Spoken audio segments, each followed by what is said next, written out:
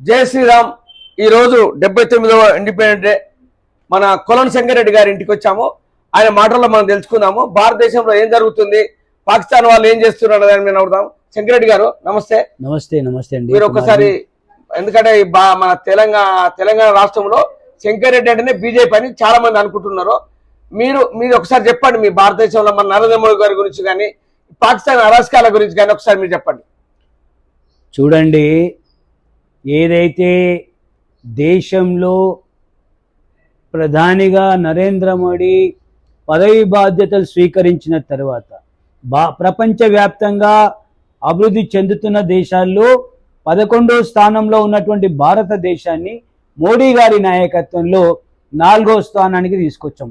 భవిష్యత్తులో 3వ స్థానానికి కూడా రాబోతా ఉన్నామని చెప్పి సగౌరవంగా నేను మీకు తెలియజేస్తా ఉన్నాను. అదే కాదు, నరేంద్ర మోడీ గారు ప్రధానిగా 2014 ఎర్రకోట జెండా ఎగరవేసినప్పుడే చెప్పాడు, ఈ దేశం వైపు ఎవడన్నా చూడాలన్నా, ఈ దేశం మీద ఎవడన్నా అరాచకాలు చేస్తే, ఈ దేశం మీద ఉగ్రవాదాన్ని తీవ్రవాదాన్ని పెంచి పోషించే కుట్రలకు పాల్పడితే, ఒకవేళ ఇలాంటి దుశ్చర్యలకు పాల్పడినా వారిని అంతమొందించే వరకు నేను నిద్రపోనని చెప్పి హెచ్చరించినటువంటి ఒక నాయకుడు మన నరేంద్ర మోడీ గారు.